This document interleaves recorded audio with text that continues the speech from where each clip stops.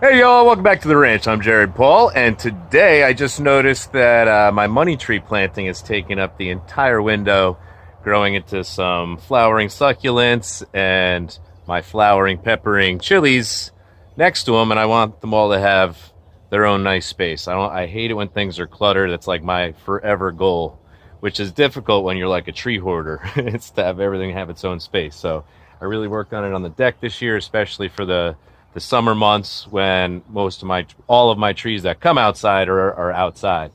So definitely it should be sparse inside, but with the condensed areas for baby proofing, I have some trees on top of each other. So I wanted to correct that today. Today's a Monday, so it's a cleanse day for me. So I really like to get things tidied up and stay busy since I only consume liquids. So boom, boom. Here it is. And I swear these leaves tripled overnight. It wasn't like this the other day because I went and checked for mealybugs and such. So these are difficult to get ramification on.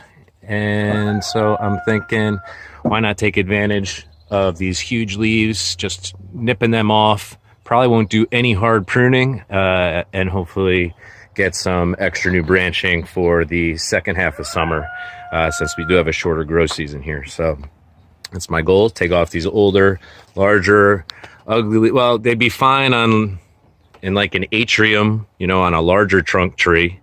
But on this little tree planting, I want to be able to see my little frog in the seated area. And if you recall, the last time we worked with this one, that's when I changed the planting. It was all clumped together and all kind of vertical. So I got these two intertwining. I had a third, but that one died and I pulled it out.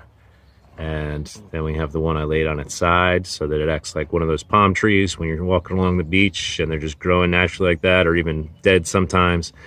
And it makes for a nice seat and a talk when you're on the islands, which I am definitely missing traveling.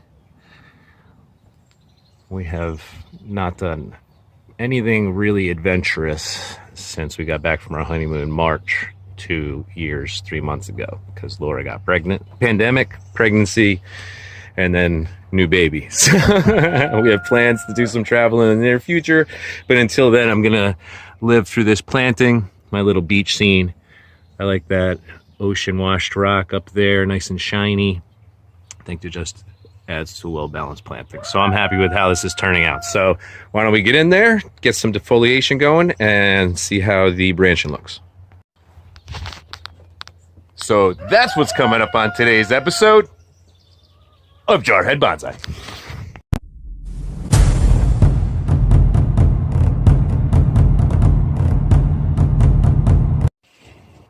All right, so here we have the planting from the rear.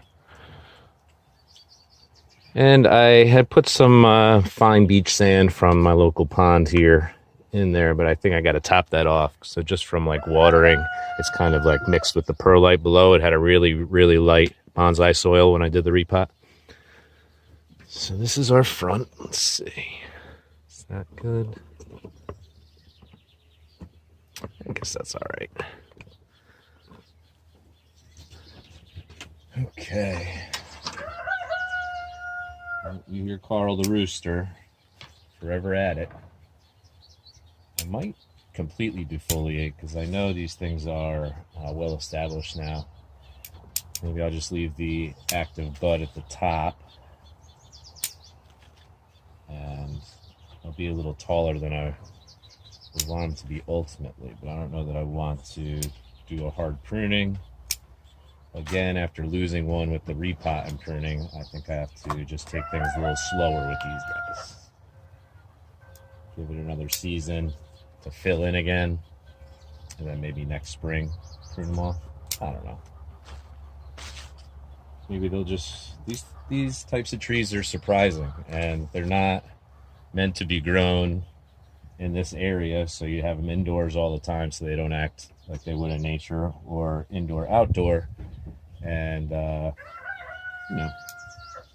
each one's going to be different, but it's definitely not natural. I was surprised when that tree had died off, actually. I was trying to like mist them and just keep the soil wet enough so that they had a little moisture, but there was not going to be any rot.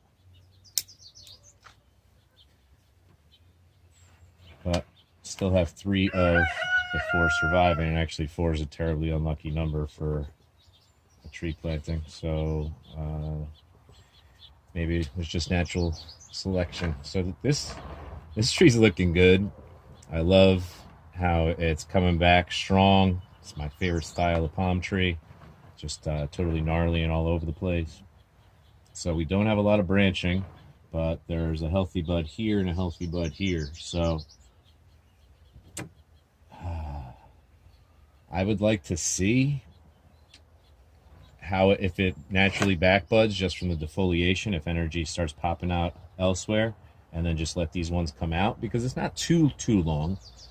And there aren't any buds, there aren't any internodes except for the tip. So I would just be nipping the tip and then hoping it would kick off here. And I don't think that I would want it at that high ultimately. I think I'd like a few more branches coming in down lower.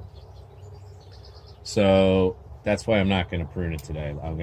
I'll see if I get some back budding naturally, and then if not, I might just nip these 2 tips after the tree starts kicking off its growth again.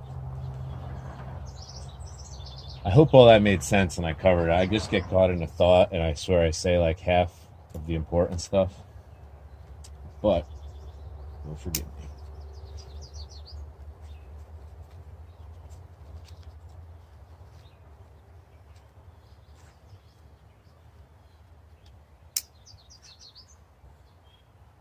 I've had a couple of these cuttings take, and then one withered off and died. So these do grow as cuttings. I've seen that popularly. If you don't have a lot of trees, you just got one of these, go for it. What do you got to lose? But a lot of times, people have been doing it for a while. I'm on my 4th year, going on 5 years. You have a lot of trees, and they take a lot of upkeep and staying on top of them. It's pretty difficult, so always adding to the collection with cuttings. I try to avoid it now. In the beginning, it's like, yes, every cutting, everything. I need as many trees as possible. All right, so same type of thing here. Actually, we didn't get a divide on this tree. You see I pruned it up here, and it pretty much died off. It's still green, but there were no leaves. Died off back to here, and then it kicked off another single branch, which... yeah, no, I pruned here and here, and only this one kicked off. So this was already in existence. But there's a little node down here. That would be cool if that kind of came out this way and further entangled these. So they crisscross and then come back across each other. And then on this side, I've got boom and boom. So once again, no divide. So, like I said in the beginning, ramification on these is difficult. I've had this thing itself 3 years. It looked like it was probably in that pot for about a year, so I'd say about 4 years on this planting. They've started to thicken up, and I had it in that horrendous clump style for the first couple of years. But at least now, I think it's got a cute layout. Cute.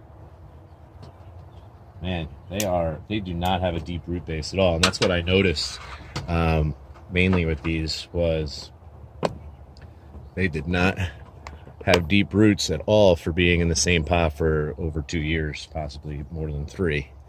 So they say usually root systems match branching, and so since it was a very small bunch of roots kind of just coming out naturally in a radial pattern, but nothing thick or impressive. I guess that's why up top they just kind of go back into a single branch and have been dividing. So we'll give them a chance to bud back, and then we might take a look at a late summer pruning, getting some of the height out.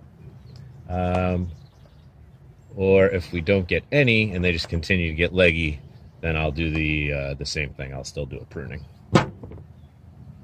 Yeah.